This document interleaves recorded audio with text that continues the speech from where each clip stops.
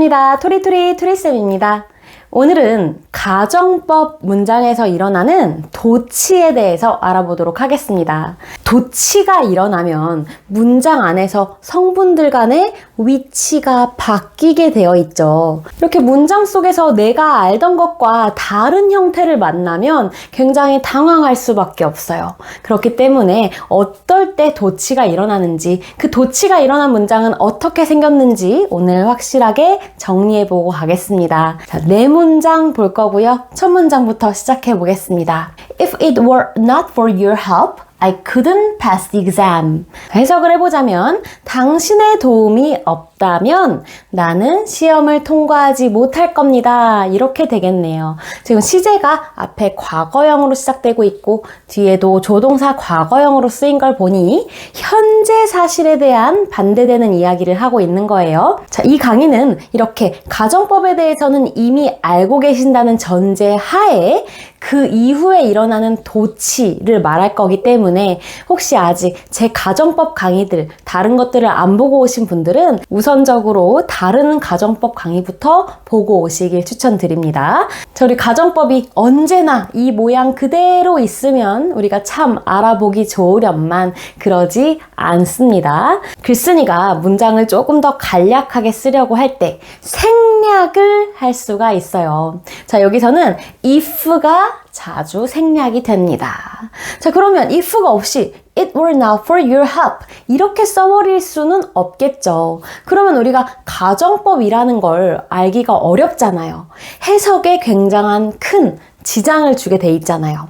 그러면 어떻게 if는 없지만 가정법이에요 라는 걸 티를 낼 수 있냐면 뒤에 나오는 주어와 동사 이 두 가지의 순서를 바꾸시면 됩니다. 그러면 여러분 if가 없어져서 동사가 먼저 오게 된 거예요 라고 우리한테 힌트를 줄 수가 있어요.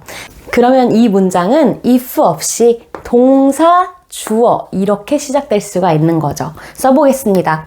동사인 were, 주어인 it 뒤에는 그냥 그대로 쓰시면 돼요.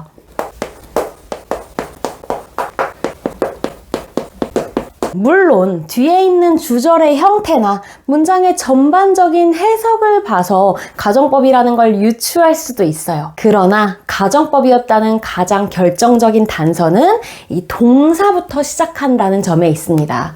자, 그럼 여러분은 문장을 읽으실 때 문장이 주어로 시작하지 않고 동사로 시작한다 했을 때는 이거 혹시 가정법은 아닌가 하고 의심해 보셔야 돼요. 물론 명령문 같은 경우는 주어가 없이 바로 동사로 시작되기도 합니다. 그렇게 동사로 시작되는 문장이 가정법만 있는 건 아니지만 이렇게 동사, 주어 이 순서로 시작되는 문장은 가정법일 확률이 매우 높습니다. 해석까지 가정법에 부합한다면 그건 100%가 되겠죠. 자, 두 번째 문장도 볼게요. 자, 이번에도 if로 시작하는 가정법이에요. If it had not been for your help, I couldn't have passed exam. 자, 이번에는 시제만 1번과 다르네요. 보시면 had not been 그리고 couldn't have passed. 이번 문장은 과거 사실에 대한 반대 이야기를 하는 가정법입니다. 자, 이 문장도 우리가 if를 없애고 간결하게 쓸 수도 있겠죠. 그렇다면 해석에서 굉장히 중요한 if를 없애버렸으니 뒤에 있는 성분들에겐 비상이 걸립니다.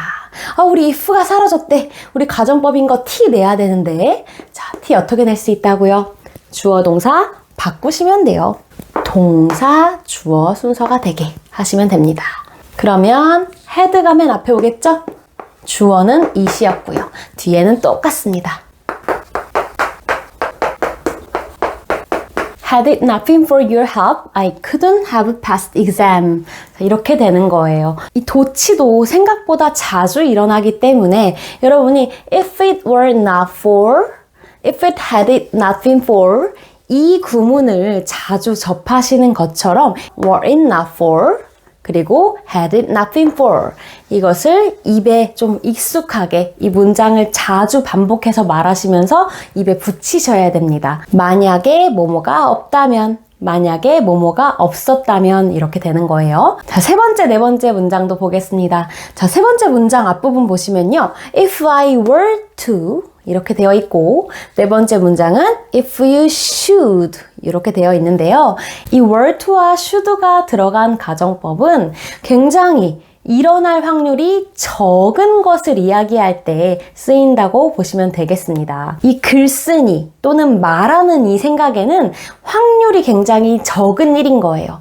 거의 그럴 일은 없지만 만약에 어떠어떠하다면 이런 뜻을 갖게 되는 겁니다. 그래서 가정법 if를 활용한 표현 중에서는 were to, should도 있구나 이렇게 알아두시면 돼요. 한번 3번부터 해석해 볼게요. If I were to be born again, 만일에 내가 be born 하면 태어나다 이런 뜻이니까 내가 만일 다시 태어난다면 이런 뜻이에요. 우리 다시 태어난다는 건 그러니까 일반적으로 이제 객관적으로 봤을 때는 이렇게 확률이 좀 낮은 편에 속하겠죠. 그래서 were to를 활용했습니다. 다시 태어나면 I would be a bird. 나는 새가 될 텐데 이런 뜻이에요. 자, 역시 우리 도치에 대해서 배우는 시간이니까 if를 생략해 보겠습니다. 그러면 뒤에 있는 친구들이 이제 우리 if가 사라졌으니까 존재감 좀 드러내자 하고 이제 비상이 걸리겠죠. 그러면 뒤에 있는 동사와 주어가 순서를 바꿔서 T를 내기 시작합니다. 동사였던 were이 앞에 나오고 주어인 I가 그 다음에 나와요. 그리고 나머지는 그대로 써주시면 되겠죠. Were I to be born again? 그럼 여러분은 위에 나왔던 were it not for, had it not been for과 마찬가지로 were I 이 표현도 보시면 이거 가정법 아닌가? 하고 생각하실 수 있게 여러 번 말을 좀 해보셔야 되겠습니다. 네 번째 문장 보겠습니다. If you should need my help, just call me.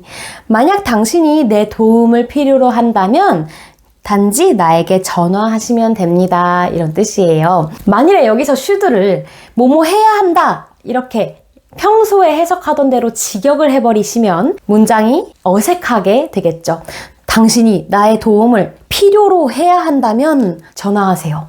이상하죠? 필요로 해야 한다. 이렇게 하시면 안 돼요. 그냥 자연스럽게 필요하다면 이렇게 하시면 되고 이 문장을 쓴 사람 입장에서는 도움을 그렇게 필요로 할 확률이 좀 적어 보였나 봐요. 그러니까 도움이 필요하지는 않겠지만 만약에 필요하면 하세요. 좀 이렇게 가능성이 좀 적은 이야기를 하는 거기 때문에 should를 쓴 겁니다. 자, 그리고 역시 도치 해볼게요. if 없애버리고요. 뒤에 있는 친구들이 그러면 순서가 주어 동사가 아니라 바뀌어야 되겠죠. 동사 주어. 그리고 여기서 동사는 should, 주어는 you, 나머지는 그대로.